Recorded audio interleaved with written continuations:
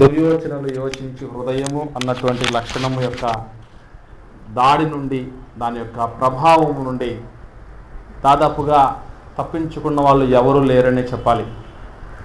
ఎందుకంటే దుష్కార్యాలు చేయకుండా మానుకున్న వాళ్ళు ఉండొచ్చు,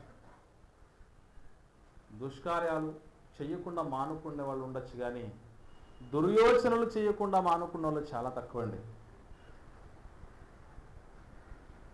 దుష్కార్యాలు చేయటానికి ధైర్యం చాలదు చాలామందికి. కారణం ఏమిటంటే మనం సమాజంలో ఉన్నాం, సమాజ సభ్యులుగా ఉన్నాం. ఇక్కడ ఒక దుష్కార్యాన్ని మనం చేయటాన్ని బట్టి అది ప్రజలకు తెలిసినప్పుడు వాళ్ళ నుండి ప్రతిఘటనలు ఎదురవుతాయి, అవమానాలు వస్తాయి, మనకు బాధలు వస్తాయి, సమస్యలు ఎదురవుతాయని భయపడన్నా చేయం. కానీ ఆలోచనలకు ఎవరండి బాధ్యులు? లేక ఆలోచనలు ఎవరండి కంట్రోల్ చేయగలిగేది? మీరు చెప్పండి. కనుక ఇది చాలా కష్టమైంది. పనులు చేయటానికి సంబంధించి భయపడతాం, బయటికి కనబడితే కష్టమవుతుందని. ఆలోచనలు చేస్తున్నప్పుడు ఎవరండి పట్టుకునేది మనల్ని? కానీ ఈ ఆలోచనలు కూడా పట్టుకొనగలిగినటువంటి శక్తిమంతుడు ఒక ఆయన ఉన్నాడు. ఆయనే సర్వ సృష్టికర్త అయిన దేవుడు, మనందరి కన్న తండ్రి. ఆయన చెబుతున్నాడు, ఆలోచనల్లో కూడా దుష్టత్వం మీలో కనపడకూడదు. దుర్యోచనలు యోచించు హృదయం, తప్పుడు ఆలోచనలు చేసే హృదయము మనిషికి ఉండకూడదు. దేవుడు అనాదిగా కోరుకుంటున్నటువంటి విషయం ఇదే. మీలో రాతి గుండెను తీసివేసి మాంసపు గుండెను పెడతానని ఎందుకన్నాడు దేవుడు? అంటే ఇప్పటి వరకు మనకున్న గుండె మాంసం గుండె కాదండి. దేవుడి ఉద్దేశం మనిషి మనసు స్పందించేదిగా లేదు. లోకములో చిన్న చిన్న వాటికి స్పందించి దేవుడి మాట దగ్గరికి వచ్చేసరికి అసలు చలనము లేని రాయిగా ఉండిపోతున్నాడు అన్న ఆలోచన చేసి దేవుడు మానవత్వం విషయంలో చలనం అనేది లేకుండా పోతున్నారని, దైవత్వాన్ని ఆపాదించుకోవటంలో ఎలాంటి మార్పు లేదని గమనించినటువంటి దేవుడు, నాయన ఇదిగో ఈ లక్షణాన్ని నేను తీసేస్తాను, మీ రాతి గుండెను తీసేయటానికి నా మాటను సుత్తెగా వాడతానని ముందుకు వస్తున్నాడు. ఆలోచనలు చాలా ప్రధానమైనవి మనిషి యొక్క జీవితంలో. అందుకే ఆలోచనల గురించి ఒక దైవ సేవకుడు ఇలా చెప్తాడు. ఏమనంటే, మనందరి ఆలోచనలు పనులుగా మారతాయట. ఆలోచనలు పనులుగా మార్పు చెందుతాయి. పనులే అలవాట్లు అవుతాయి. అలవాట్లే గమ్యాన్ని నిర్దేశిస్తాయి అని. ఇదెంత వాస్తవం మీరు గమనించండి. ఆలోచనలు కార్యరూపం దాలుస్తాయి. కార్యాలు ఎక్కువగా చేస్తూ ఉన్నామంటే తరచుగా అలవాట్లు అవుతాయి. అలవాట్లే గమ్యాన్ని నిర్దేశిస్తాయి. అంటే గమ్యానికి మూలం ఏంటి? ఆలోచన. గమ్యానికి మూలం ఆలోచన. మనం ఏ ఆలోచన చేస్తూ ఉంటే, ఎలాంటి ఆలోచనలు కలిగి ఉంటే అలాంటి గమ్యం మనకు సంప్రాప్తిస్తుంది. ప్రారంభంలో ఆలోచనలు చేసేటప్పుడు దుర్యోచనలు చెయ్యకండి అంటున్నాడు. ఇలా చేస్తే దేవునికి హేయమైన లక్షణము అని అంటున్నాడు. ప్రతిదీ దేవుడికి తెలిసిపోతూ ఉంటుందండి. దేవదూత వచ్చి అబ్రహాము గారితో మాట్లాడుతున్నప్పుడు తెరచాటున ఉన్నటువంటి శారమ్మ నవ్వింది. నవ్విన విషయము తెర చాటుండి నవ్వాను కదా, ఏం తెలిసి ఉంటుంది దేవదూతకు అని అనుకోనుంది. శారా నవ్వనేలా అని అనగానే నేను ఎప్పుడు నవ్వాను, నేను నవ్వలేదు అని బుకాయిస్తుంది. కాదు, నువ్వు నవ్వావు. నీకు తెలియాల్సిన విషయం ఏంటంటే టెంట్ అర్థం ఉంది అనుకుంటున్నావేమో, లేదంటే మీ ఆయనతో కాన్సన్ట్రేటెడ్గా నేను మాట్లాడుతూ ఉన్నాను, నీ నవ్వు నేను కాన్సన్ట్రేట్ చేయలేదు అనుకుంటున్నావేమో. అన్ని రికార్డింగ్ ఎక్కాయి. వాయిస్ రికార్డర్ మీరు గమనించండి. మధ్యలో కనుక పెడితే ఎక్కడి నుంచి సౌండ్ వచ్చినా అది పట్టేస్తుందండి. ఆఫ్టర్ ఆల్ ఒక వాయిస్ రికార్డరే ఇంతమంది మాట్లాడితే అన్ని మాటలు పట్టేస్తుంది. దాన్ని ప్లే చేస్తే మాత్రం ఎవరేం మాట్లాడిందో చెప్పలేదు, మళ్ళీ కనిపెట్టలేం మనం. కానీ దేవుడు మాత్రం ప్రతి ఇండివిజువల్కి ఒక రికార్డర్ పెట్టేశాడు, ఎక్కడికి పోలేదు. దుర్యోచనలకు, ప్రతి మనిషి దుర్యోచనలకు ఒక టేప్ పెట్టాడు. ఆ టేపులో ఆలోచనలన్నీ ఎక్కించేస్తూ ఉంటాడు. మనసులు అనుకుంటేనే నేరం అండి దేవుడిది. ఒక స్త్రీని మోహపు చూపుతో చూచి ప్రతివాడు అప్పుడే విచారం చేసేవాడట. అదేంటండి? చాలామంది ఏమైనా మాట్లాడతారు చెప్పండి, మేమేం చేసామండి అసలు, ఎందుకు అలా చేస్తున్నావు అంటే, అవునండి కళ్ళు ఉన్నాయి చూసామండి అంటారు. అది మనిషి ముందు చెల్లుతుంది కానీ దేవుడి ముందు చెల్లదు. దేవుడు ఎప్పుడు కూడా ప్రారంభంలో హృదయాల్లో కానీ ఆలోచనలు కానీ నిజంగా ప్రారంభంలో మనిషిని సమూలంగా నాశనం చేయాలని ఎందుకు అనుకున్నాడు తెలుసండి? ఒకసారి మీరు ఆలోచించగలిగితే ఆదికాండము 6వ అధ్యాయము 5వ వచనం నుంచి చూద్దాం. ఆదికాండము 6వ అధ్యాయము 5వ వచనం నుండి చూద్దాం. నరుల చెడుతనము భూమి మీద గొప్పదనియు. ఎక్కడికి పోయాడండి దేవుడు? ఎక్కడికి వెళ్ళాడట? హృదయము యొక్క తలంపులలోని ఊహ అంతయు ఎల్లప్పుడూ చెడ్డదని, కేవలము చెడ్డదని యెహోవా చూశాడు. దేవుడు చూస్తే కనబడేది హృదయం అండి. అప్పుడప్పుడు అమ్మకు భార్యకు తేడా చెప్తూ, అమ్మ కడుపు చూస్తుందట, భార్య ఏం చేస్తుందటండి? ఎంత పట్టుకొచ్చావు ఈరోజు, బలంగా బరువుగా ఉందంటే అప్పుడు గుండెల నుంచి ప్రేమ తన్నుకొస్తుంది. ఏమండి ఐ లవ్ యూ అంటున్నారు. లోపల పచ్చ నోట్లు ఉంటే,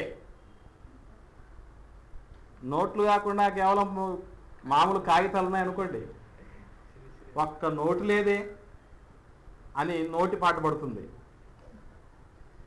తల్లి కడుపు చూస్తుంది, భార్య జేబు చూస్తుంది, దేవుడు హృదయం చూస్తాడు. దేవుడు హృదయం చూస్తాడండి. అలా చూసినప్పుడు మనకు కనబడవలసిన, మన నుంచి దేవుడికి కనబడవలసింది ఏంటంటే ఆ ఆలోచనలు దుర్యోచనలుగా ఉండకూడదు. అందుకే అంటాడు దేవుడు, నీ శత్రువు పడినప్పుడు నువ్వు హృదయంలో కూడా సంతోషించద్దు. అప్పుడప్పుడు మనసులో అనుకుంటూ ఉంటాం, తగిన శాంతి జరిగింది, అడిగి మంచి శాంతి జరిగింది, జరగాలే అని అనుకున్నారనుకోండి, అది దేవుడికి ఇష్టం ఉండదు. మన లక్షణాలతో మనం పోగొట్టుకోకూడదు అనుకుంటున్నాం, దేవుడు అనుకుంటున్నాడు నా లక్షణాలు నా బిడ్డలు పోగొట్టుకోకూడదు అనుకుంటున్నాడు. ఏది కలిగి ఉంటే మనకు గమ్యం వస్తుందో చెప్పండి? మన లక్షణాలు పోగొట్టుకోకపోతే రాదు గమ్యం, గమ్యం రాదు. ఒకవేళ వచ్చిన ఆ గమ్యం పరలోకం కాదది, అది శిక్ష కలిగించేటటువంటి గమ్యం అయిపోతుంది. ఆ గమ్యం మనకొద్దు. దుర్యోచనలు యోచించు హృదయాలను దేవుడు ఎంతగా అసహించుకుంటున్నాడు మీరు గమనించగలిగితే, చరిత్రలో ఇద్దరు ఉన్నారు వ్యక్తులు, వారి గురించి మనకు తెలుసు. ఇశ్రాయేలులకు, ఐక్య ఇశ్రాయేలులకు తొట్టతొలి రాజు కీసు కుమారుడు, బెన్యామీను గోత్రికుడు సౌలు గారు. ఆయన పక్కనే ఉన్నటువంటి అల్లుడు, అప్పటికి ఇంకా కాలేదండి, అల్లుడు కాబోతాడు. ఎవరు? దావీదు గారు. పరాక్రమశాలి, పొట్టివాడు, సౌందర్యవంతుడు, చాలా క్వాలిటీస్ ఉన్నాడు ఆయన. ఆయన గురించి ఏం చేయడం మొదలు పెడతారు తెలుసా? నిజంగానండి, స్తుతిపాట తంటా తెచ్చింది అక్కడ. స్తుతిపాట ఉంది, ఏమని? సౌలు 1000 కొలది, దావీదు 10,000 కొలది చంపేశాడు అని అనగానే పుట్టిందండి మొసలు. ఇక్కడ వాడు బచ్చా. ఎవరు? దావీదు. ఈ బచ్చాకు 10,000 మంది, నాకు అక్కడ మాట్లాడిన వాళ్ళు ఎవరు, మాటలకు ఏవైనా జరుగుతుందని ఇంకిత జ్ఞానం ఉండద్దండి. అక్కడ నుండి విషపు చూపు నిలిపాడట కాబోయే అల్లుడి మీద. అక్కడ నుండి చూసి ఆలోచించగలిగితేనండి ఎన్నెన్ని రకాలుగానో రకరకాలైన దుష్ట ఆలోచనలు యోచించుకునే మనస్సు సౌలులో చూసి చూసి చూసి చూసి విసుగు చెంది సౌలును తొలగించి దావీదు నిలబెట్టాడట. సౌలును ఒకప్పుడు ఏర్పరచుకున్నాడండి దేవుడు.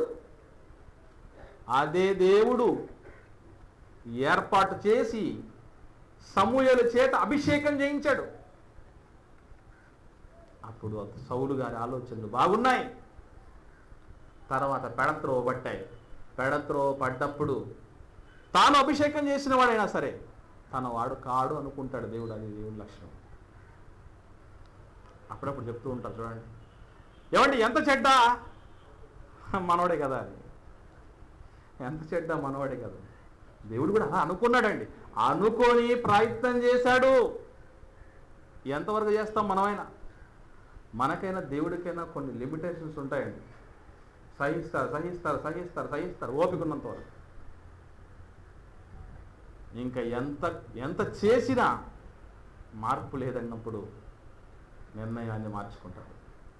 అది సౌలు విషయంలో జరిగింది. ఎందుకు సౌలును తొలగించాల్సి వచ్చిందంటే దుర్యోచనలు యోచించాడు. దావీదును ఎందుకు వర్ధన చేశాడు తెలుసా? దేవుడు దావీదును ఎందుకు వర్ధన చేశాడు తెలుసా అండి?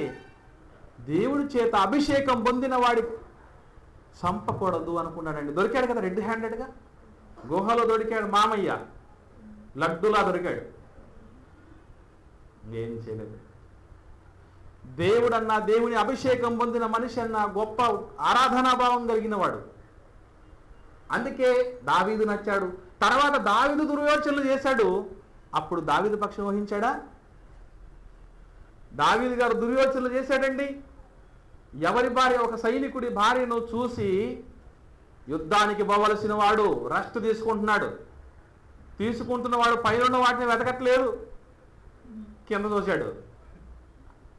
బత్షెబ కనబడింది. ఏం చేయాలి? వెంటనే చూపు మరల్చుకోవాలి. తప్పు చేశాడు. అలాగే ఊరియాని చంపించాడు. తప్పు మీద తప్పు. అలా చేసినందుకు ఎస్ దావీదు నువ్వు ఎన్నో చేశావు దావీదు, వాటిలో ఈ తప్పెంత అనుకోని దేవుడు దిక్కులేని ఊరియా పట్ల దిక్కయ్యాడు. దావీదును అరణ్యాల పాలు చేశాడు.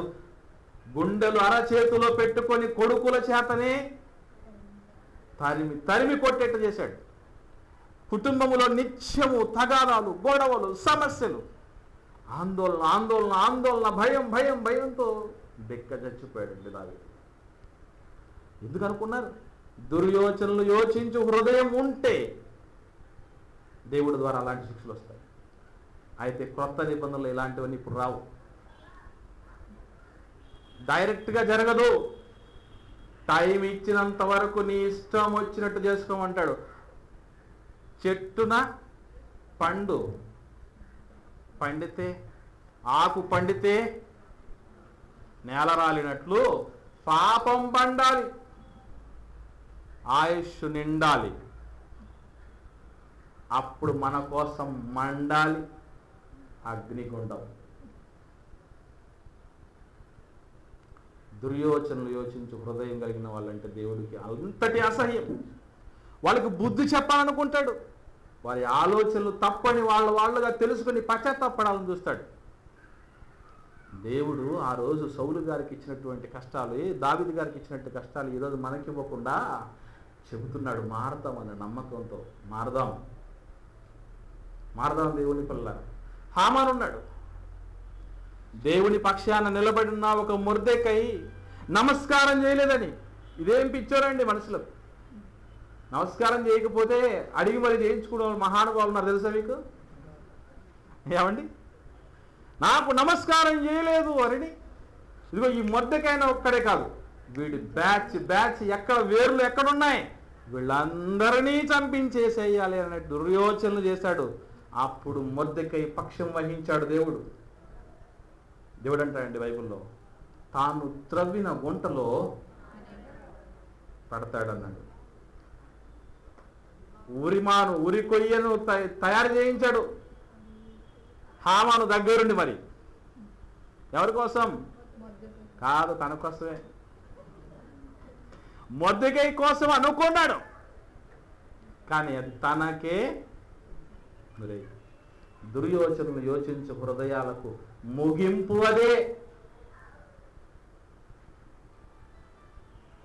తాను కూర్చున్న చెట్టు కొమ్మ తాను నరుక్కోవటం. ఇంకా ఇంకా ఇంకా స్ట్రాంగ్గా పోతే, ఇంకాస్త స్ట్రాంగ్గా వెళ్తే మన కన్నులు మనమే పోడ్చుకోవటం, ఇంకా మన బుర్రలో మనమే షూట్ చేసుకోవటం. అది దుర్యోచనలు యోచించి హృదయం బట్టి. అలాంటి హృదయం బాగుపడటానికి, ఆ హృదయ ఆలోచన లోతుల్లోకి వెళ్ళి పని చేయటానికి యోగ్యమైన ఒకే ఒక మందు హెబ్రీయులకు రాసిన పత్రిక 4వ అధ్యాయం 12వ వచనాన్ని చూడండి. పౌలు గారు హెబ్రీయులకు రాసిన పత్రిక 4వ అధ్యాయం 12వ వచనం. ఎందుకనగా దేవుని వాక్యం సజీవమై బలము గలదై రెండంచులు గల ఎటువంటి ఖడ్గము కంటెను వాడిగా ఉండి ప్రాణాత్మలను కీళ్లను మూలుగులను విభజించినంత మట్టుకు దూరుచు హృదయము యొక్క తలంపులను ఆలోచనలను శోధించుచున్నది. ఈ మధ్యకాలంలోనండి ఇది ఇలాగ మనసులో ఉంచండి, ఒక ఆయింట్మెంట్ గురించి యాడ్ వచ్చింది. ఆ ఆయింట్మెంట్ రాసుకుంటే లోపలికి వెళ్ళిపోతుందట. ఆయింట్మెంట్ వెళ్ళిపోయి బాగుపరుస్తుందట. మిగతా ఆయింట్మెంట్లు ఏమి చేస్తాయట? పైనే ఉండిపోతాయట. ఈ ఆయింట్మెంట్ లోపలికి వెళ్ళిపోయి బాగు చేస్తుందట. దేవుడు ఇచ్చే దేవుని వాక్యం అనే ఆయింట్మెంట్ ఎక్కడికెక్కడికి వెళ్తుంది తెలుసండి? ఇంతవరకు అక్కడికి వెళ్ళిపోయినట్టు లేవు. ఫోటో తీసుకుంటే బాడీ కనపడుతుంది, ఎక్స్రే తీసుకుంటే లోపల ఉన్నటువంటి స్కెలిటన్ కనపడుతుంది, అస్థి పంజరం. స్కానింగ్ తీసుకుంటే లోపల ఉన్న అవయవాల్లో ఏవేవి సమస్యలు ఉన్నాయో చెబుతుంది. అక్కడికి ఆగిపోయిందండి ప్రపంచం. హృదయం యొక్క తలంపులలోనికి వెళ్ళటం ఏంటండి? రవిగాంచని స్థలాన్ని కవిగాంచుతాడు అంటున్నాడు. కవిగాంచని స్థలాన్ని కూడా దేవుని వాక్యం గాంచుతుంది. అది దేవుని వాక్యానికి ఉన్న శక్తి. ఆ శక్తివంతమైన దేవుని వాక్యం మనసు లోతుల్లోనికి వెళ్ళి ఎక్కడ మాన్పించాలో, ఎక్కడ గుణపరచాలో, ఎక్కడ బలపరచాలో, ఎక్కడ స్థిరపరచాలో, ఎక్కడ బాగు చేయాలో బాగా తెలిసింది దేవుని వాక్యం. ఎందుకంటే దేవుని వాక్యం ఈ ప్రకృతిని పుట్టించింది, ఈ ప్రకృతిని నడిపిస్తోంది. ఈ ప్రకృతిలో వచ్చిన ప్రతి సమస్యకు మందు రూపంలో మందులు ఇచ్చిందండి దేవుని వాక్యం. తలనొప్పికి మందు ప్రకృతిలో పుట్టింది. ప్రకృతి పుట్టడానికి మూలం దేవుని మాట. ఇలా మీరు ఆలోచించగలిగితే ప్రపంచంలో ప్రతి మెడిసిన్ పుట్టించింది దేవుడి మాట. ఆత్మరోగం అనేటటువంటి రోగానికి మెడిసిన్ కూడా దేవుడి మాటే. అయితే దాన్ని ఉంచుకోగలగాలండి, నిలబెట్టుకోగలగాలి. దేవుని వాక్యం వింటూ దాని ప్రకారం ప్రవర్తించకపోతే ఎత్తుకుపోవటానికి సిద్ధంగా ఒకడు ఉన్నాడట. వాక్యం వింటున్నట్టుగా విని వదిలేశారనుకోండి, దాన్ని తీసుకెళ్ళిపోతాడు పక్షి అనేటటువంటి సాతానుడు. కాబట్టి వినటం తాకూడదు, వాడు గట్టిగా పట్టుకోవాలి. నా మాటలను నీ హృదయంలో గట్టిగా పట్టుకో అంటాడు దేవుడు. నేను హృదయాలోచనలు నేను తప్పుడుగా చేయకుండా, పాపం చేయకుండా ఉండాలి అంటే నీ మాటలను నా హృదయంలో ఉంచుకున్నాను అన్నాడు దావీదు గారు. కనుక దుర్యోచనలు మనకు రాకుండా కావలి కాస్తూ, కంచెగా ఉంటూ, సంచకరువుగా ఉంటూ, మనల్ని రుజువార్గం వైపు నడిపిస్తూ, ఉదక స్నానం, మనలో ఉన్న అపవిత్రతను, కల్మషాన్ని పోగొట్టే వాక్యం అనే ఉదక స్నానము జరుగుతుంది. అప్పుడు మన హృదయము ఆలోచన బాగుపడతాయండి. అది 4వది. 5వది చూద్దాం. సామెతల గ్రంథం 6వ అధ్యాయము 17వ వచనము నుండి చూస్తూ ఉన్నాం. కీడు చేయుటకు త్వరపడి పరుగెత్తు పాదములు. పాదాలు దేనికి త్వరపడుతున్నాయటండి? కీడుకు స్పీడ్ ఎక్కువ అండి. కీడుకు స్పీడ్ ఎక్కువ. కీడు చేయుటకు త్వరపడి పరిగెత్తు పాదాలు. నిజంగా ఇలాంటి పాదాలంటే అస్సలు దేవుడికి ఇష్టం ఉండదు. మనకైతే పగిలిన పాదాలు ఇష్టం ఉండకపోవచ్చు, అంతే కదండి. పగిలిన పాదాలు మనకి ఇష్టం ఉండకపోవచ్చు. దేవునికి కీడు చేయుటకు త్వరపడి పరిగెత్తాయట. అంటే మనిషి కీడు చేసేటప్పుడు లేట్ చేయడండి. గమనించండి మీరు. ఇదిగో నాకు ఇది జరిగింది అవమానం, ఇక మీదట వాడికి ఏదో ఒకటి జరిగేంత వరకు, తాడో పేడో తేల్చుకునేంత వరకు నిద్రపోను. అలు పెరగని పోరాటం దేని మీద? కీడు చేయటానికా? ఎవరు కీడు చేయటానికి అలు పెరగని పోరాటం చేసేవాళ్ళు ఉంటారు తెలుసా? ఏదో ఒకటి జరిగింది, నా కళ్ళారా జరిగింది చూడాలి, అప్పుడు నా కళ్ళు చల్లబడాలి అనుకుంటారు. అలాంటి పిల్లలు దేవుడికి ఇష్టం లేదు. దేవుడికి ఇష్టం లేకపోతే ఏమైంది అనుకుంటారా? బతికినంతకాలం బతకనిస్తాడు. చివరి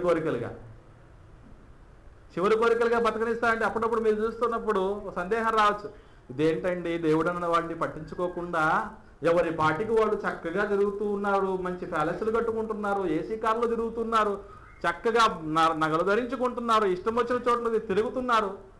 ఏమండి ఇలా అనుకున్నటువంటి వాళ్ళందరినీ చూసేటప్పుడు మీరు ఒకటే విషయం అనుకోవాలి, దేవుడు చివరి కోరికలు తీర్చుకొనిస్తున్నాడు.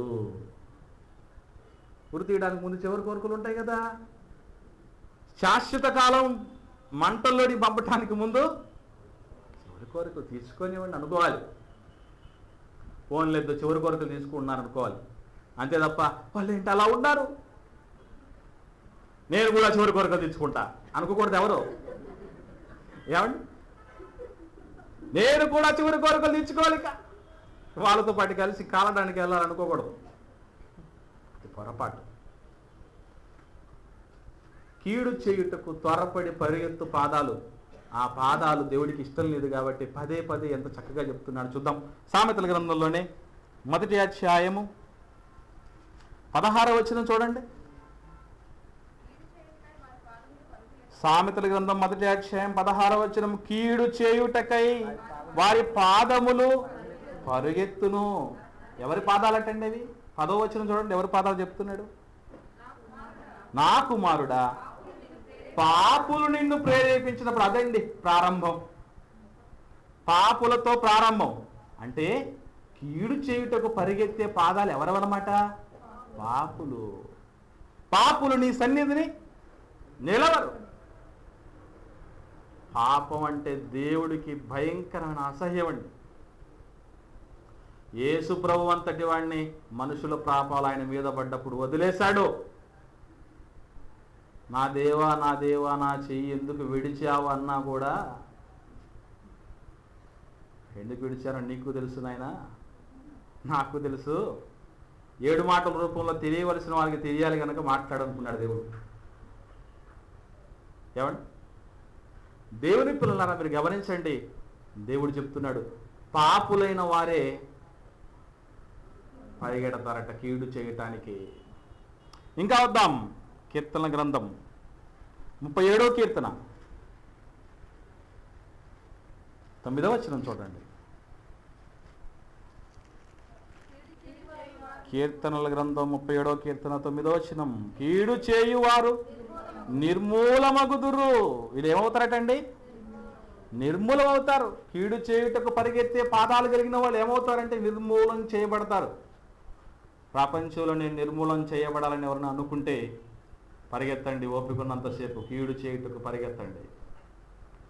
రన్ ఫర్ జీసస్ కాదు, రన్ ఫర్ కీడు. పరిగెత్తండి. ఇంకా కొత్త నిబంధనలోకి వచ్చిన తర్వాత కూడా చెప్తున్నాడు దేవుడు. చూద్దాం, రోమిలికి రాసిన పత్రిక పౌలు గారు 3వ అధ్యాయం 15వ వచనం చూడండి. పౌలు గారు రోమిలికి రాసిన పత్రిక 3వ అధ్యాయం 15వ వచనం. రక్తము చిందించుటకు, కీడు చేయటం అంటే రక్తం చిందించటం, దోహ కార్యాలు చేయటం, నరహంతకులుగా మారటం, నరమేధం సృష్టించటం, ఇలా ఉంటారట. భక్తిహీనుల గురించి మాట్లాడతాడు అక్కడ రోమిలి రాసిన పత్రికలో. కనుక ఇలాంటి వాళ్ళందరూ నిర్మూలం అయిపోతారు. ఇది వాళ్ళ చివరి దశ. అయితే వీటి నుండి తప్పించుకోవటానికి మనం ఏం చేయాలి అని ఆలోచించగలిగితే, అసలు దేవుడు పాదాలు ఎందుకు ఇచ్చాడు, ఆ పాదాలను ఏ పనుల కోసం వాడాలని ఇష్టపడ్డాడని ఆలోచించగలిగితే 2 విషయాలు ఉన్నాయి. మొదటిది యెషయా గ్రంథము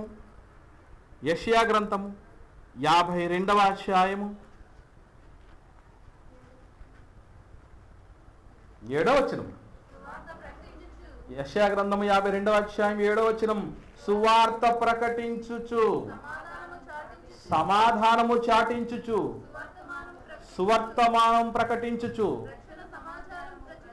రక్షణ సమాచారము ప్రచురించు వారి పాదములు నీ దేవుడు ఏలుచున్నాడని సియోనుతో చెప్పు. వాని పాదములు ఎక్కడున్నాయటండి? పర్వతాల మీద ఎంతో సుందరములుగా ఉన్నాయట. మనం అనుకుంటాం హిమాలయ పర్వతాల గురించి రాయండి అని అంటే చదివిన చదువుల్లో హిమాలయ పర్వతాల గురించి రాయండి అంటే పెట్టని కోటలా, శృంగారించబడి మంచు నగ పూరితమై శోభితమై అని రకరకాలుగా చెప్తూ ఉంటాం. దేవుడు అంటున్నాడు, నువ్వు ఎంత పొగుడుతావు పొగుడు హిమాలయ పర్వతాల్ని, దానిపైన దేవుని సువార్త ప్రకటించే వారి పాదాలు ఉంటున్నాయి అంటున్నాడు. హిమాలయ శిఖరం మీద జాతీయ జెండాను పెడితే అది గొప్ప భాగ్యం అనుకుంటున్నారు. నీ పాదాలు నా పాదాలు ఏమంటే, ఇంకో విషయం చెప్పమంటారా? హిమాలయ పర్వతాలు ఎక్కినవాడు పరలోకం ఎక్కలేడు. కానీ సువార్త పరిచర్యలు అలుపెరగని యోధుడిగా పనిచేసినటువంటి వాళ్ళ యొక్క పాదాలు దేవుడు తీసుకెళ్తాడు. నువ్వు వెళ్ళాల్సిన పని లేదు. అక్కడికి తీసుకెళ్తాడు, అట్నుంచి అటు పరలోకానికి తీసుకెళ్తాడు. ఏది కావాలి? ఆక్సిజన్ లేకుండా ఎవరెస్ట్ శిఖరాన్ని ఎక్కిన వాళ్ళు ఉన్నారు, కాళ్ళు లేకుండా ఎక్కిన వాళ్ళు ఉన్నారు, కళ్ళు లేకుండా ఎక్కిన వాళ్ళు ఉన్నారు, చిన్న వయసులో ఎక్కిన వాళ్ళు ఉన్నారు, ఆడవాళ్ళు ఎక్కారు, ముసలోళ్ళు ఎక్కారు. మనిషే లేకుండా ఎక్కిస్తాడు దేవుడు. దేవుడి శక్తి ఏంటో తెలుసా? నువ్వు వెళ్ళాల్సిన పని లేదు, ఎక్కిస్తాడు. ఎక్కలేనంత కొండలు ఎక్కించు ప్రభు, నువ్వు చెప్పాల్సిన పని లేదు, ఆయన ఎక్కిస్తాడు. సువార్త ప్రకటించు అని పాదములు సుందరంగా, భౌతికంగా సుందరంగా లేకపోవచ్చు. ఏమండి? భౌతికంగా సువార్త ప్రకటించే వాళ్ళు పాదాలు సుందరంగా లేకపోవచ్చు. కానీ దేవుడు ఆ పాదాల ద్వారా జరుగుతున్న రక్షణ కార్యక్రమాన్ని చూశాడు. అందరి కళ్ళు బాగానే కనపడతాయండి, కానీ నీ కళ్ళు ఏదో చెప్తున్నాయి అంటారు ఎవరు. చూసారా? నీ కళ్ళల్లో ఫైర్, అగ్ని కళ్ళల్లో ఉందని చెప్తూ ఉంటారు కొందరు. దేవుడు అలాగే పాదాలు చూస్తున్నాడు, కాళ్ళను చూస్తున్నాడు, ఎక్కడికి పరిగెడుతున్నాయి, ఎక్కడికి వెళ్ళిపోతున్నాయి పాదాలు అన్నీ గమనిస్తున్నాడు. పర్వతాల మీద దేవుడి చేత పెట్టించుకుంటారో లేక పాతాళంలో పెట్టించుకుంటారు మీ పాదాలను దేవుడి చేత, మీకే నిర్ణయం. ఏమండి? ఫిలిప్పీయులకు రాసిన పత్రిక 2వది, పాదాలకు పని చెప్పవలసిన రీతి ఏంటో చెప్తున్నాం. కీడు చేయుటకు, రక్తం ఒలికించుటకు వెరగెత్తకుండా పాదాలు కాపాడబడాలి అంటే సువార్త పరిచర్యకు ఆ పాదాలకు పని చెప్పాలి. 2వది ఫిలిప్పీయులకు రాసిన పత్రిక పౌలు గారు 3వ అధ్యాయం 17వ వచనం. పౌలు గారు ఫిలిప్పీయులకు రాసిన పత్రిక 3వ అధ్యాయం 17వ వచనం. సహోదరులారా, మీరు నన్ను పోలి నడుచుకోండి, మేము మీకు మాదిరిగా ఉన్న ప్రకారము నడుచుకొని వారిని గురిపెట్టి చూడుడి.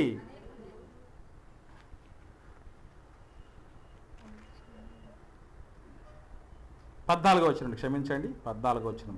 క్రీస్తు యేసునందు దేవుని ఉన్నతమైన పిలుపునకు కలుగు బహుమానం పొందవలెనని పరుగు. ఎక్కడికి పరుగు? ఎక్కడికి? గురి యొద్దకి. గురి యొద్దకు ఉండాలి పరుగు. కానీ చాలా మంది ఉరి యొద్దకు పరిగెడుతున్నారండి. పరుగు రక్తం చిందిస్తున్నావు, చిందించిన తర్వాత ఏమవుతుంది? దేవుడు అన్నాడు, రక్తము చిందించి వాని రక్తము నరుని వలననే చిందించబడును. అంటే రక్తానికి రక్తం నువ్వు చిందించావు, తర్వాత నీ రక్తాన్ని చిందించే వాళ్ళు ఉంటారు. న్యూటన్స్ తాడులా తెలుసు కదండి, for every action there is an equal and opposite reaction. చర్యకు ప్రతిచర్య. గట్టిగా గోడకు బంతిని కొట్టాం, అంతే గట్టిగా తిరిగి వస్తుంది. మంచి ఇచ్చాం ప్రపంచానికి, దేవుడి వాక్యం, సమాజం నుంచి సమాధానం వస్తుందని. చెడు నూరిపోసాం, ఒక్కడి నుంచి చెడు లోకానికి వెళితే 1000 మంది నుంచి వస్తుంది మనకి. తట్టుకోగలవా? తట్టుకోలేవు. అందుకే చెప్తున్నాడు, నువ్వు గురి యొద్దకు పరిగెత్తాలి. ఆ పరిగెత్తిన పాదాలను చూస్తూ దేవుడు మురిసిపోవాలి. సువార్త ప్రకటించే పాదాలను చూసి, ఆ ప్రకటించడం ఒకవేళ నీ వల్ల కాకపోతే అందులో పాలిభాగస్తుడైనందు ఉన్నటువంటి పాదాలను చూసే నా దేవుడు సంతోషపడాలి. ఆయన ఇష్టపడి ముద్దాడాలి. అది దేవుడికి ఇష్టమైనది. తర్వాత ఎన్నోదమ్మది? 6వది. 5 అయిపోయేప్పటికీ మొదటిది అహంకార దృష్టి, కళ్ళలాడు నాలుక, నిరపరాధులను చంపు చేతులు, దుర్యోచనలు యోచించి హృదయము, కీడు చేయుటకు పరిగెత్తు పాదాలు. లాస్ట్ 6వది, ఆ లాస్ట్ దానికంటే ముందు, లేని వాటిని పలుకు అబద్ధ సాక్షి. ఏమంటే చెప్పిన 7 ఒకటి రిపీట్ అయింది. ఏంటో చెప్పగలరా? అబద్ధం, కళ్ళలాడు నాలుక. 6వది ఏంటి? లేని వాటిని కల్పించు అబద్ధ సాక్షి. అంటే 7 ఒకటి రిపీట్ అయిందంటే అది ఏంటన్నమాట? మోస్ట్ ఇంపార్టెంట్ అని అర్థం. మార్చిలోను జూన్లోను ఒకటే ప్రశ్న వచ్చింది అనుకోండి, తర్వాత కూడా మోస్ట్ ఇంపార్టెంట్ ప్రశ్న ఇస్తారండి ఉపాధ్యాయులు. అలాగ దేవుడు కళ్ళలాడు నాలుకని 4 గురించి ఒకసారి చెప్పాడు, అంత ఆపొచ్చు కదండి. మరలా అబద్ధ సాక్ష్యం పలుకు, లేని వాటిని పలుకు అబద్ధ సాక్షి అంటే అర్థం ఏంటి? నాలుకతో జాగ్రత్త, భద్రం. నగదు కన్నా జాగ్రత్తగా వాడాలండి దాన్ని, నాలుకను. నగదును జాగ్రత్త చేసుకోవటం తెలుసు, దేవుడు నాలుకను జాగ్రత్త చేసుకోవటం చెప్తున్నాడు. ఇది ఎవరు చెప్పలేదు. బిజినెస్ టిప్ అది, నగదు జాగ్రత్త చేసుకోవటం. పరలోకానికి వెళ్ళటానికి టిప్ ఏంటో తెలుసా? నాలుకను జాగ్రత్త చేసుకోవటం. నోటిని నాలుకను భద్రము చేసుకుని వాడు ఆపదల నుంచి తన ప్రాణమును రక్షించుకోను.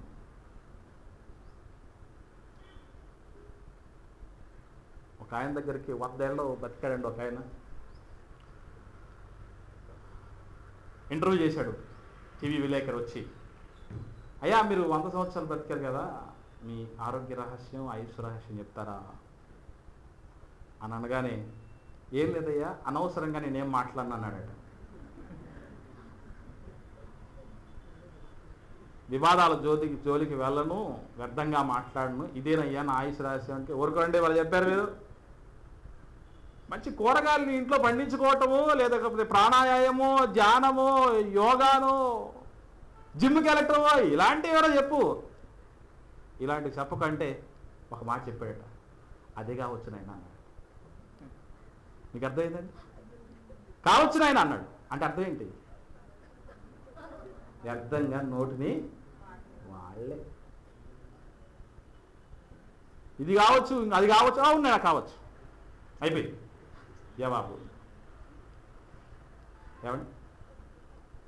అందుకే 2 సార్లు రిపీట్ చేశాడు. కలలాడు నాలుక, లేని వాటిని పలుకు అబద్ధ సాక్షి. దేవుడు అనాది నుండి చెప్పుకుంటూ వస్తున్నాడు తనకు హేయమైన వాటిని మనసులో నుంచి దూరం చేయటానికి. నిర్గమకాండము 23వ అధ్యాయం ప్రారంభంలో ఏమన్నాడు చూడండి దేవుడు. నిర్గమకాండము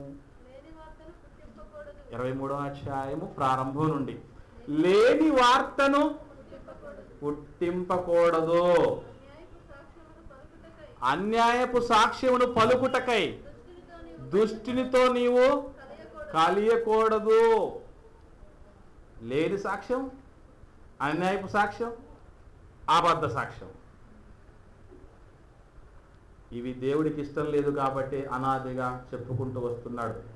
దీని వలన దేవుడికి ఇష్టం లేదని కాదు, మనకు నష్టం ఉందని కూడా దేవుడు తెలిసే ఇవి చెప్తున్నాడు. కళ్ళారా అన్నీ తెలిసినటువంటి తండ్రి ఊరుకోడు కదండి బాగుపడిన బిడ్డను చూసి. వెంటాడన్న నమ్మకంతో ఎన్నో విషయాలు చెబుతూ ఉంటారు. వెనకపోవటం మన మీద ఆధారపడింది సుమ. లేని వాటిని పలుకు అబద్ధ సాక్షి. నిజంగా అబద్ధం వలన, అబద్ధ సాక్ష్యాల వలన చరిత్రలో గొప్ప తప్పిదాలు జరిగాయి. వాటిలో ప్రపంచంలోనే జరిగిన అతిపెద్ద తప్పిదం ఏమిటంటే లోకరక్షకుడైన యేసుక్రీస్తు ప్రభువుల వారి ఉసురు తీసుకోవటం. శాస్త్రులు పరిశీలి ఏం చేశారు తెలుసా? అంటే యేసు ప్రభువును చంపించటానికి మత్తయి సువార్తలు చూద్దాం. లేని వాటిని పలుకు అబద్ధ సాక్షులు ఎలా ఉన్నారో, ఏం చేస్తున్నారో చూడగలిగితే మత్తయి సువార్త 26వ అధ్యాయము 59వ వచనం చూడండి. మత్తయి సువార్త 26వ అధ్యాయం 59వ వచనం, ప్రధాన యాజకులను మహాసభ వారందరూ ఎంతమంది కంకణం కట్టుకున్నారటండి? ప్రధాన యాజకులు, మహాసభ వారందరూ అంటే వీళ్ళందరూ మహానుభావులు అన్నమాట. మహాసభ వారంటే మహానుభావులు ఏం చేయాలని ఎత్తుతున్నారటండి?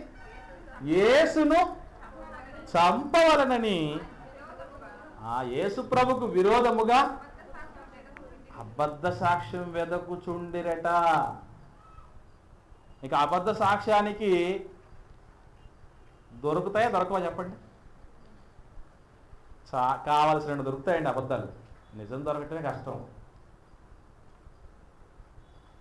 అప్పుడప్పుడు చెప్తూ ఉంటారు, నువ్వు రుజుమార్గంలో పోతే అడ్డంకులు ఎక్కువ ఉంటాయి కాబట్టి అడ్డదారులో పో అంటాడు. అడ్డదారులో పో, అడ్డంకులు ఉండవు అని చెప్తుంటాడు. అలాగూ నిజమైన సాక్ష్యం చెప్పడానికి కష్టంగానండి. అబద్ధ సాక్ష్యాలు ఎందుకు లేవండి? కైసరుకు పన్నియవద్దని తానే క్రీస్తును ఒక రాజునని చెప్పుకుంటున్నాడు. మరి తాను రాజుని చెప్పుకుంటూ ఉంటే నువ్వెందుకు రాజుగా చేయటానికి బలవంతంగా తీసుకెళ్ళావు మరి అని చెప్పాడు కదా ముందే. అబద్ధం అండి, అందమైన అబద్ధం, అతకని అబద్ధం. అబద్ధానికి జనకుడైన వాడికి తగిన అబద్ధం. అలా వెతికారు. కైసరికి దేవునికి ఇవ్వని ప్రభువు చెబితే ముక్త కంఠంతో కైసరికి పని ఇవ్వద్దని చెప్పారు. ఏంటన్నమాట అది? ఇలాంటి అబద్ధ సాక్ష్యాలు. ఏమండి, ట్యాక్స్ కట్టద్దు అని ప్రజలను తిరగబడ ప్రేరేపించటం అన్నది దేశద్రోహ నేరం కింద లెక్కది. దానికి శిక్ష మరణదండన. అలాంటి దానికి గురి చేశారండి లోకరక్షకుడిని. పోనీ అందరు తాగారా? మళ్ళీ అబద్ధ ప్రయోగం జరిగింది. ఏమని చూద్దాం. 28వ అధ్యాయం మత్తయి సువార్త 28వ అధ్యాయం 12వ వచనం నుండి. మత్తయి సువార్త 28వ అధ్యాయం 12వ వచనం నుండి, కాబట్టి వారు పెద్దలతో కూడి వచ్చి ఆలోచన చేసి, బాగా ఆలోచన చేసి ది బెస్ట్ అబద్ధం తీసుకొచ్చారట బయటికి. ది బెస్ట్ అబద్ధం. ఏమని చెప్తున్నారటండి? ఆ సైనికులకు చాలా డబ్బులు ఇచ్చారు, అంటే లంచం. లంచం ఇచ్చారు. లంచంతో కొన్న తర్వాత వాళ్ళకు మళ్ళీ ఐడియా, వాళ్ళకే మీకు ఏం ఐడియా రావట్లేదా లంచం ఇచ్చినా? మేమే చెప్తాం. అది కూడా మేమే చెప్తాం. మేము నిద్రపోచుండగా యేసు ప్రభు శిష్యులు వచ్చి రాత్రి వేళ వచ్చి అతన్ని ఎత్తుకొని పోయిరని మీరు చెప్పుడి. అబద్ధం. ఇది అధిపతి చెవినబడిన ఎడల మేము అతన్ని కూడా లంచంతో కొని ఆయన నోరు కూడా మూయించి ఈ అబద్ధాన్ని ప్రచారం చేస్తాం. ఈరోజు చాలా మంది అబద్ధాల కోసం పెద్ద పెద్ద సంస్థలు ఏర్పాటు చేశారు తెలుసా? యేసు ప్రభు సిలువ వేయబడలేదు. ఏంటది? అబద్ధం. ఆయన సిలువ వేయబడినా చనిపోలేదు. అబద్ధం. సిలువ వేయబడి చనిపోయినా తిరిగి లేవలేదు. ఇదొక అబద్ధం. ఎన్ని అబద్ధాలకు పురుడు పోశారండి. ఈ అబద్ధం ఏజ్ ఎంత తెలుసా, వయసు ఎంత, ఆయుష్ ఎంత తెలుసా? ఇప్పటికీ కిందికి చదవండి. అప్పుడు వారు ఆ ద్రవ్యము తీసుకుని తమకు బోధింపబడిన ప్రకారము చేసిరి. ఈ మాట యూదులలో వ్యాపించి నేటి వరకు ఫేమస్ అబద్ధం ఏంటండి? ఇటు యేసు ప్రభువును చంపించటం ఒక తప్పు అయితే, ఒక పెద్ద నేరము, పాపమైతే అబద్ధం ద్వారా లోకానికి రక్షకుడు దూరమయ్యాడు. ఆయన లేని లోటును తట్టుకోలేక ఆకాశంలో సూర్యుడు అదృశ్యుడయ్యాడు. దేవాలయపు తెర చినిగిపోయింది, భూకంపం కలిగింది. ఎందుకంటే సృష్టికర్తను పోగొట్టుకునింది ఈ లోకం, దుష్టలోకం అని. తల్లడిల్లిపోయిందండి ప్రకృతి. అలాంటి దుశ్చర్యలు జరిగింది ఒక అబద్ధంతో. అబద్ధం ద్వారా ఇంత గొప్ప పరిణామాలు ఉన్నాయి కనుక చేజేతులారా లోకాన్ని, దేవుడిచ్చే మహాలోకాన్ని పోగొట్టుకుంటారు కనుక ఆ దివ్యలోకాన్ని పోగొట్టే అబద్ధం నాకు ఇష్టం లేదు. మీరందరూ రావాలి. నరులారా తిరిగి రండి. వెళ్ళకండి అక్కడికి. అది మీకు సంబంధించింది కాదు నాన్న. సాతానుకును వారి దూతలకును సిద్ధపరచబడిన లోకం తప్ప కాదు. నీది నేనున్న లోకం. ఇక్కడి నుంచే వచ్చారు బిడ్డ మీరు అని చెప్తున్నాడు దేవుడు. అలాంటి అబద్ధాలు మనకు దూరంగా ఉండాలి. ఏమండి? మంచి మాట చూద్దాం. ఇంకా చివరిది అబద్ధ సాక్షులు లేకుండా మనం అబద్ధ సాక్ష్యం అనేది పలకకుండా ఉండాలంటే దానికి కూడా ఒకటేనండి సొల్యూషన్.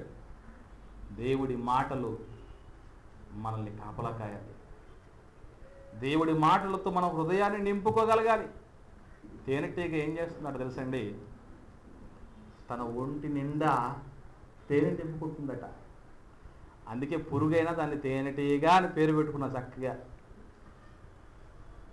మనం కూడా మనసు నుండా దేవుని వాక్యం అనే తేనె, జుంటి తేనె ధార కంటే అమరమైన తేనెను ఉంచుకోగలగాలి. చివరిది సామెతల గ్రంథము 6వ అధ్యాయము 17వ వచనం నుండి మనం చూస్తూ ఉన్నాం. అన్నదమ్ములలో జగడములు పుట్టించువారు. ముందున్న 6 కొద్దాం మరలా. మొదటిది అహంకార దృష్టి, కళ్ళలాడు నాలుక, నిరపరాధములను చంపు చేతులు, దుర్యోచనలు యోచించు హృదయము, కీడు చేయుటకు పరిగెత్తు పాదములు, లేని వాటిని పుట్టించు అబద్ధ సాక్షి. చివరిది అన్నదమ్ములలో జగడములు పుట్టించేవారు. ఇలాంటి వాళ్ళు కొదివేలేదండి. ఏమంటే బాగుపడుతూ ఉంటే తట్టుకోలేని వాళ్ళు మిగతా దేశాల కంటే భారతదేశం వాళ్ళు కాస్త ముందు ఉంటారట తెలుసా? బాగుపడుతూ ఉంటే అసలు తట్టుకోలేకుండా ఉండేవాళ్ళు భారతీయులు ముందుంటారట. దీనికి సంబంధించండి ఒకానొక ప్రదేశంలో పెద్ద షిప్పులో ఎండ్రకాయల ప్రదర్శన పెడుతున్నారట. ఎండ్రకాయల ప్రదర్శన. మీకు పీతలు అంటారు కదండి. ఎండ్రకాయలు అంటే మీకు అర్థం అవుతుందో లేదో. పీతలు అంటారు కదా, పీతల ప్రదర్శన. అన్ని దేశాలకు సంబంధించి మంచిగా ఒక ట్రాన్స్పరెంట్ సీసాల్లో పెట్టేశారండి అన్నింటినీ. ఇవి చైనా పీతలు, ఇవి జపాన్ పీతలు, ఇవి యునైటెడ్ స్టేట్స్ ఆఫ్ అమెరికా పీతలు, ఇవి రష్యా పీతలు, ఇవి యునైటెడ్ అరబ్ ఎమిరేట్స్ పీతలు, ఇవి భారతదేశం పీతలు అని ఒక్కొక్క దేశానికి సంబంధించిన పీతలను ఒక్కొక్క సీసాల పెట్టి డిస్ప్లే పెట్టారు. అన్ని సీసాలకు మూతలు ఉన్నాయి. భారతదేశానికి సంబంధించిన పీతల సీసాకు మూత లేదు. అందరూ ఆసక్తిగా అన్నింటినీ చూసుకుంటూ వచ్చి భారతదేశం పీతల దగ్గరికి వచ్చి ఆగిపోతున్నారట. అందరిది ఒకటే ప్రశ్న, ఏంటది? అయ్యా, ప్రతి దేశానికి సంబంధించినటువంటి పీతల సీసాలకు మూతలు ఉన్నాయి, భారతదేశం పీతలకు మూతలేమయ్యా అంటే అదేనండి భారతదేశంలో ఉన్న ప్రజల పీతల ప్రత్యేకతనట. ఏంటి ఆ ప్రత్యేకత కాస్త వివరించరు అంటే చెబుతా వినుకో అని చెప్పాడట. భారతదేశంలో ఉన్న ప్రజలైనా పీతలైనా ఒకరు పైకి పోతూ ఉంటే కింద ఉన్నోడు ఊరుకోడు. ఒక పీత సీసాలో నుంచి పైకి రావటానికి ప్రయత్నం చేస్తూ ఉంటే కిందుండే పీత టప్పీమని కిందికి లాగుతుంది. పోలేదు లాగింది ఏమైనా బలవంతురాలనుకుని ఇది పోయిందనుకోండి పైకి, కిందికి లాగబడింది ఊరుకోదు. మరి నలుగురిని పిలిచి కాస్త శక్తి కదా కూరగట్టుకొని కిందికి లాగేస్తుంది. ఈ రీతిగా భారతదేశ పీతలకు మూతలు అవసరం లేదని చెప్పాడు. అన్నదమ్ములకు జగడములు పుట్టించే వాళ్ళకు పదవలేదండి. మంచిగా చక్కగా బతుకుతున్నారు అనుకోండి, ఎలాగైనా వీళ్ళని విడదీసి మరి తమాషా చూడాలనుకునే సాతాను పిల్లలు ఎక్కువ మంది ఉన్నారు. వాడు కూడా అంతే. మనుషులను గాలం వేసి లాగిన తర్వాత ఏం చేస్తున్నాడట? గంతులు వేస్తున్నాడట. అక్కడ ఉన్నటువంటి చేపలు లాంటి మనుషులు దేవుడనే నీళ్లలో సంరక్షణతో చక్కగా ఉంటున్నటువంటి పిల్లల్ని బయటికి తీసిన తర్వాత విలవిల్లాడిపోతూ ఉంటే, ప్రాణాపాయ పరిస్థితిలో హాహాకారాలు చేస్తూ ఉంటే చూసి గంతులు వేస్తూ ఉండేటువంటి వాళ్ళు ఉన్నారు. ఇది చాలా ప్రమాదకరం. దేవుడు బైబిల్లో వీలైతే సహోదరులందరినీ ఎలా ఉండమన్నట్టండి? ఐక్యతతో ఉండండి. దాన్ని నేను చూడాలి. ఎంత మనోహరము, ఎంత మేలు అన్నారంటే దేవుడు నిజంగా. ఎవరంటే ఆయన కళ్ళు పండించాలనుకునే పిల్లలు కుటుంబంలో ఉండే అన్నదమ్ములే ఎడమకం పెడమకంగా ఉన్నటువంటి పరిస్థితి. అందున పెద్దలో మాట చెప్తారు, అన్నదమ్ములు అంట పుడుతూ అన్నదమ్ములు పెరుగుతూ ఏమవుతారట? దాయాదులు. దాయాదులు అంటే తెలుసండి, శత్రువులు అంటే. పాకిస్తాన్లు మనం ఎవరెవరట? దాయాదులో. ఇండియాకి పాకిస్తాన్కి మ్యాచ్ జరుగుతున్నప్పుడు దాయాదుల పోరు అంటారు. పుడుతూ అన్నదమ్ములుగా ఉండి పెరుగుతూ శత్రువులు అయిపోతారట. ఎక్కడ సాధ్యం దేవుడు కోరుకున్నది? ఇంకా వీలైతే ఒకవేళ వాళ్ళు ఏదో సమస్య వచ్చి అన్నదమ్ములు విడిపోయినప్పుడు సంఘంలో ఉన్నటువంటి పిల్లలే, మనమంతా అన్నదమ్ముల వాడు. తండ్రి అయిన దేవుడు తండ్రి అయితే యేసు ప్రభుతో సహా మనం అందరం అన్నదమ్ములం. ఇక్కడ ఉన్నటువంటి సిస్టర్స్ ఏదో శరీరాన్ని బట్టి వాళ్ళు కాస్త వేరయ్యారు, కానీ వాళ్ళు కూడా ఎవరో అన్నదమ్ములే కాస్త లోతుల్లోకి వెళితే. అందుకే ప్రభు జెండర్లెస్గా పిలుస్తాడు. గమనించాలి. ఇలా అన్నదమ్ములైన వాళ్ళలో జగడాలనేది పుట్టినప్పుడు ఏం చేయాలో తెలుసా? సమాధానపరచువారు ధన్యులు, వారు దేవుని కుమారులు. మీరు నా కుమారులు అవ్వాలి. మీరు విడిపోయిన వాళ్ళని కలిపి సమాధానపరచాలి తప్ప కలిసినోడిని విడదీసి జగడాలు పుట్టించి తమాషా చూసేటటువంటి సాతాను పిల్లలు. మీరు శాడిస్టులు కాకూడదు. పరలోకమందున్న కన్న తండ్రికి పిల్లలు అవ్వాలి. ఒకవేళ మనలో ఏమైనా లక్షణాలు ఉంటే పోగొట్టుకుందాం. అలా జగడాలు పుట్టించడాల వల్ల ఎంత ప్రమాదం జరిగిందో చరిత్రలో మీరు గమనించగలిగితేనండి. చూద్దాం, ఆ సందర్భాన్ని చూసుకుని ముగించుకుందాం. సమూయేలు 2వ గ్రంథం 13వ అధ్యాయం ప్రారంభం నుండి. సమూయేలు 2వ గ్రంథం 13వ అధ్యాయం ప్రారంభం నుండి. తర్వాత దావీదు కుమారుడు అబ్షాలోమునకు తామారను ఒక సుందరివతియకు సహోదరి ఉండగా దావీదు కుమారుడు అమ్నోను ఆమెను మోహించెను. ఈ సందర్భం మీకు అందరికీ తెలుసు కదండి. అక్కడి నుంచి ప్రారంభమవుతుంది. పాపం చెల్లెల్ని ఇష్టపడి అమ్నోను మంచం పడతాడు. మంచం పట్టినటువంటి వాడిని డైరెక్ట్గా పాడెక్కించడానికి వచ్చాడు స్నేహితుడు. ఎవరు వాడు? యెహోనాదాబు. మంచం పట్టినోడిని పాడెక్కించడానికి వచ్చాడు. నిజంగా అలా జగడాలు పెట్టేవాడు యెహోనాదాబు అని ముందుగా అమ్నోను గ్రహించి ఉంటే బాగుపడేవాడండి. తర్వాత ఏం జరుగుతుందో తెలుసా? ఇదిగో నీవు రోగం వచ్చినోడిగా యాక్షన్ చేసి ఉండు, మంచం బట్టి ఉండు, మీ నాన్నగారి దగ్గరికి వెళ్ళు, ఇదిగో నా చెల్లి చేత వంట చేయించి తీసుకురామని చెప్పు.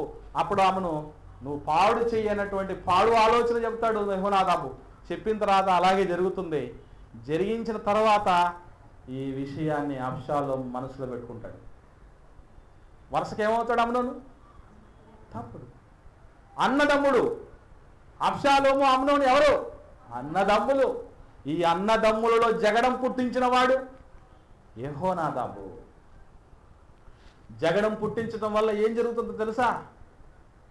తెలివిగా అమ్నోనును చంపించేస్తాడండి అబ్షాలోము. ఆ జగడానికి ఫుల్ స్టాప్ ఎప్పుడు జరిగిందో తెలుసా? అన్నో తమ్ముడు చావడంతో ముగింపు పలికింది. అంత ప్రమాదకరం అండి. అమ్నోను అక్కడికి విడిపించబడ్డాడు. కానీ దేవుడి చేత చచ్చిపోయిన తర్వాత అమ్నోను కాదు, యెహోనాదాబు జగడాలు పెట్టాడు కదా, జగడాల మారి తంటాల మారి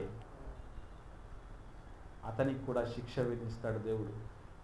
ఎందుకంటే హేయమైన వాడు దేవుడున్న లోకానికి రాలేడు. కనుక అన్నదమ్ముల్లో జగడాలు పుట్టించే లక్షణం మనకు ఉండకూడదు.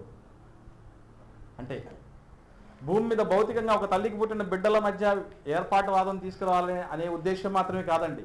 సంఘములో కూడా చీలికలు, రకరకాలైన దుర్మార్గపు ఆలోచనలు చేస్తూ ఉన్నటువంటి వాళ్ళను కూడా దేవుడు ఇష్టపడడు. సాధ్యమైనంత వరకు అందరం కలిసి ఉండే ప్రయత్నం చేయగలగాలి. కలిసి రాలేనప్పుడు మనం ఏం చేయగలం చెప్పండి? అది దేవుడు ఇష్టపడినటువంటి పిల్లలకు ఉండే లక్షణం. కాబట్టి దేవుని సంగమా, ఇలా దేవుడికి హేయమైన 7 లక్షణాలను మనం పోగొట్టుకొని దేవుడికి మరింత దగ్గరయ్యి దేవుని పిల్లలుగా మారి సమాధానపరిచే వారంగా ఉంటూ కలలాలు నాడుకను పోగొట్టుకొని దుర్యోచనలు యోచించి హృదయాన్ని తీసివేసుకొని మంచి దేవుడు కోరుకున్న శ్రేష్టమైన పిల్లలుగా మారటానికి ప్రయత్నం చేద్దాం. ప్రార్థన చేసుకుందాం.